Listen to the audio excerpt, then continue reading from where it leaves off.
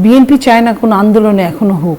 দেখেন, একটা এত বড় আন্দোলন 15.5 বছর একটা স্বৈর শাসকের বিরুদ্ধে আন্দোলন করেছে সবাই মিলে।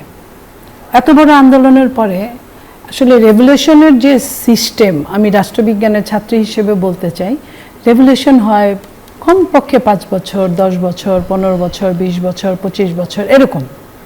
তো আপনার 2 দিন পরে পরে রেভলিউশন ডাকলে যে রেভলিউশন হবে, আপনি খেয়াল করেন বৈষম্য বিরোধীরা যারা ছিল কি উচ্ছ্বাস ছিল, কি উৎসুক ছিল, কতটা তাদের এনার্জি ছিল।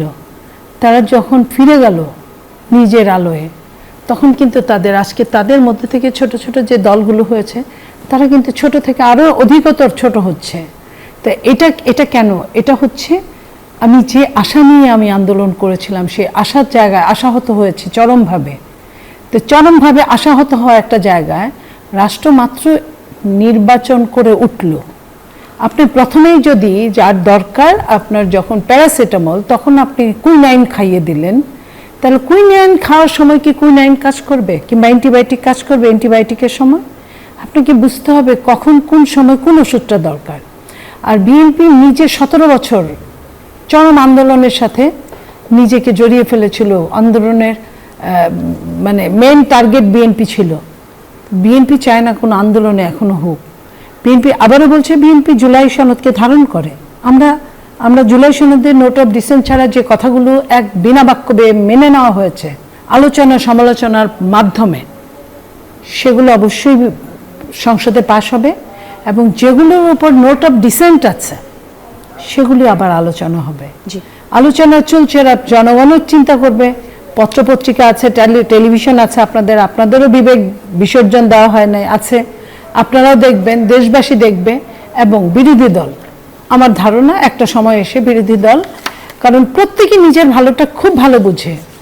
কারণ আন্দোলন হলে বললাম তো যে ব্যাঙের গল্পের মতো, যে তোমাদের জন্য যেটা খেলা ওটা আমাদের জন্য জীবন মরণ।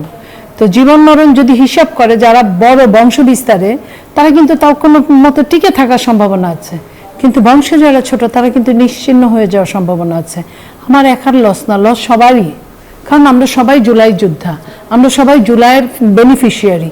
সো যে যেমনভাবে বিএনপির তো ওই যে বললো ভোট ইঞ্জিনিয়ারিং, ভোট যদি আছে ইঞ্জিনিয়ারিং ধরে নিলাম হয়েছে, ইঞ্জিনিয়ারিং না হলে কে ক্ষমতায় আসতো, কে এত ভোট পাইতো? যে জামাত 17টা আসন সর্বোচ্চ পেয়েছিল, তারা কি ওইভাবে পাওয়ার কথা? জামাত কোনোদিন চিন্তা করেছে 60-এর উপরে সিট পাবে? সেখানে সবচেয়ে বেনিফিশিয়ারি কারা? জামাত। BNP beneficiary. বিএনপি তো একের অধিকবার, 3-এর অধিকবার ক্ষমতা ইউটিলাইজ করেছে। তো বিএনপির আসার সম্ভাবনা এটাই সত্যি। তো এখন কথা হলো যে যদি এরকম কোনো দল থাকতো যে সেই দল আসে নাই, ভোট যদি ইঞ্জিনিয়ারিং হতো, তাহলে তো জাতীয় পার্টির সিট পাওয়ার কথা ছিল।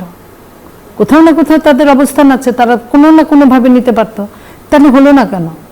তো এই জিনিসগুলো কিন্তু চলছে। এরা বিশ্লেষণের জন্য বিবেক যেমন ক্ষুরোধার, ঠিক তেমনই বাহ্যিকভাবে আলোচনাও কিন্তু ক্ষুরোধার থাকা উচিত। ধন্যবাদ, আমি মনে করি।